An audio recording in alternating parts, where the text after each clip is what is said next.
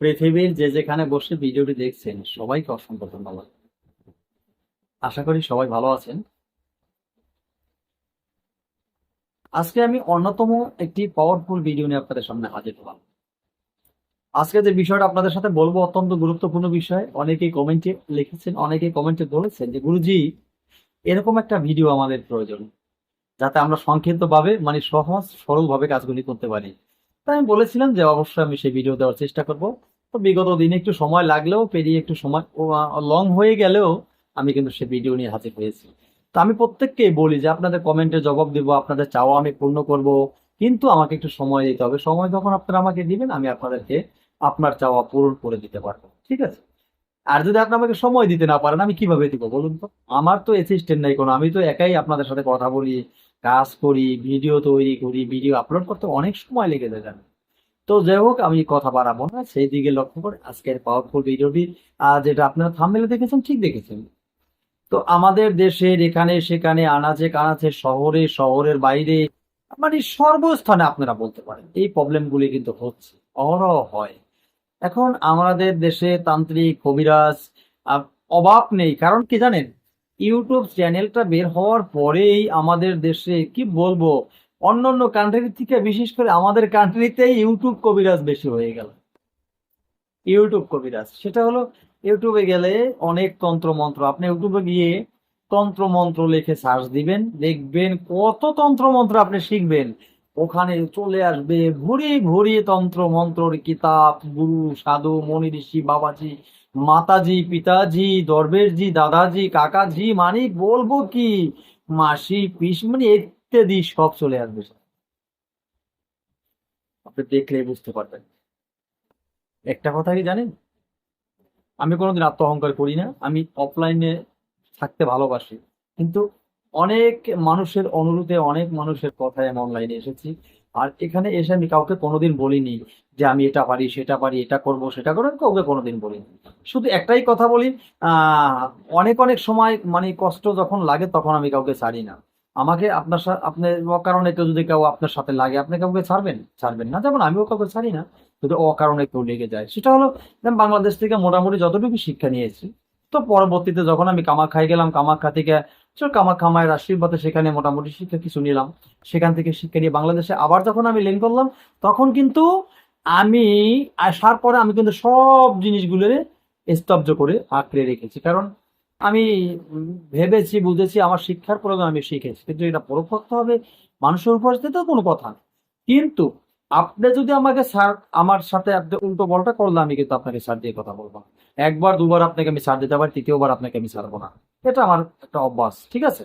তো সেই ক্ষেত্রে আমি বলি যে এটা সেটা আগ্রুম বাগ্রুম অনেকে দেখবেন, অনেক তান্ত্রিক কবিরাজ যখন এই অনলাইনে আপনার ভিডিওর সামনে আসে, দেখবেন এই হাতে এখানে মাদলি দেখবেন, সেখানে মাদলি দেখবেন, এখানে দেখবেন কতগুলি, এখানে ব্যাস লাইট, অনেক কিছু দেখবেন তাদের। কিন্তু আপনারা কেউ বলতে পারবেন না আমি কোনোদিন আমার হাতে কোনো তাবিজ মাদলি এটা সেটা এগুলি আমি কখনো কোনোদিন এই এতগুলি এত গাছি এগুলি এরকম সেরকম আমি কোনোদিন কিন্তু পাঠ করিনি। কেন? আমার প্রয়োজন না, কোনোভাবেই আমার প্রয়োজন হয় না কোনোদিন। ঠিক আছে? তো সেই ক্ষেত্রে আমি বলি যে আমি চ্যালেঞ্জ ছুড়ি, সত্য জিনিস। আপনি যদি গুড় যদি অন্ধকার রাতে মুখে দেন সেটা মিষ্টি লাগবে। আপনি যদি লবণ অনেক আলোর ভিতরও মুখে দেন সেটা মিষ্টি হবে না, সেটা লবণের স্বাদ যেটা সেটাই হবে, তাই না? তা এখন দেখা গেছে আপনার ভালো জিনিস আপনি চ্যালেঞ্জ করে কাজ করতে পারেন। তাই এটা অনেকে অনেক কথা বলে, আমি চ্যালেঞ্জ করি যে অনেক বাবাজি মাতাজিরা অনেক তো এটা করতে পারো, সেটা করতে পারো, ওইটা করতে পারো, ওইটা করতে পারো। আমার একটা প্রশ্ন সোজা করে কি একটু দেখাও, আমি দেখি।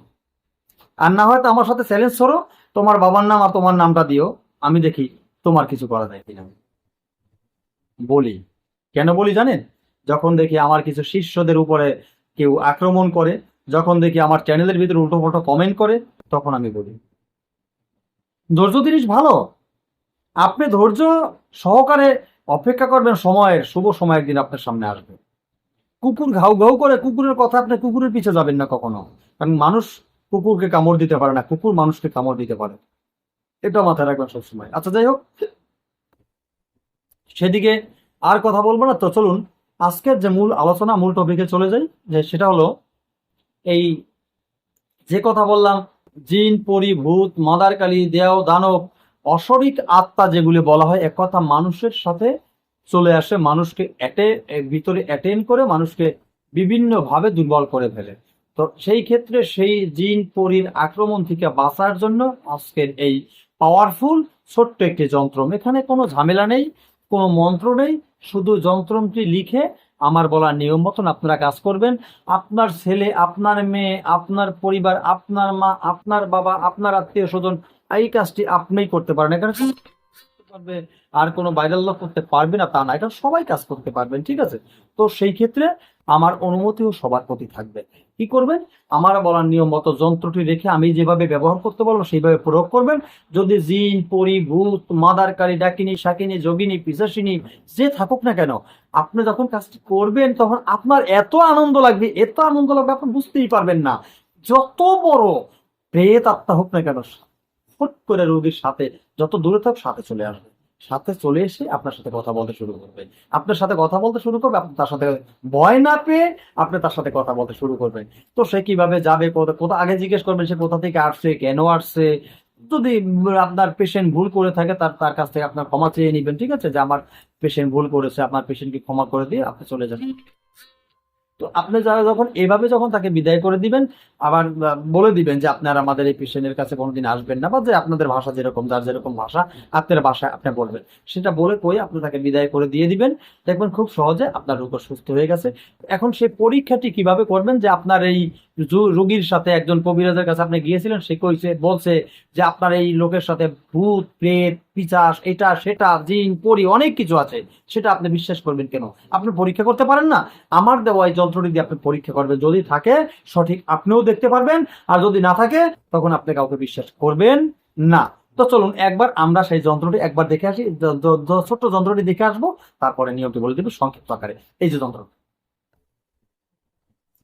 এই যন্ত্রটি আশা করি আপনারা দেখেছেন। এই ক্ষুদ্র যন্ত্রটি একবারে সহজে সংক্ষিপ্ত ভাবে অঙ্কন করবেন। আপনারা কি করবেন? মেশকো জাফরান কালি, মেশকো জাফরান আম্বর এবং সাথে একটু কস্তরি দিয়ে এই কালিটা দিয়ে আপনার এক মিশ্রণ করে এই কালিটা দিয়ে আনারের ডালের কলম দিয়ে, মানে ডালিম গাছের 8 আঙ্গুল পরিমাণ ডাল নিয়ে শুরু করে কলম তৈরি করে কলমে কালিতে ভিজিয়ে ভিজিয়ে আপনারা সাদা কাগজের উপরে সুন্দরভাবে যন্ত্রটি অঙ্কন করবেন।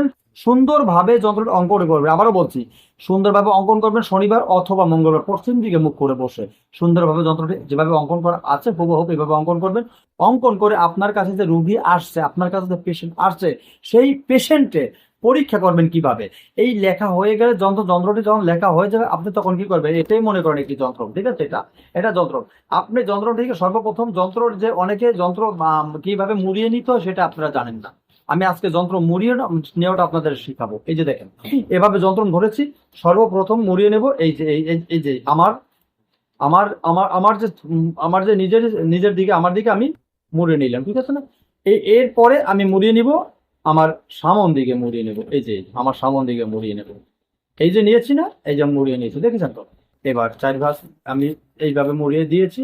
এবার আমি মুড়িয়ে যাব কোথায়? এবার ধরবো এভাবে, এভাবে ধর আবার আমার সামনে এভাবে আসবে, মুড়িয়ে নিব, ঠিক আছে? হ্যাঁ, আবার ঘুরাবো না কিন্তু, আবার এখান থেকে ধরে এদিকে মুড়িয়ে নেব। এই এই আমি এবার মুড়িয়ে নিয়েছি। এই যে মুড়িয়ে নেওয়া হয়েছে না?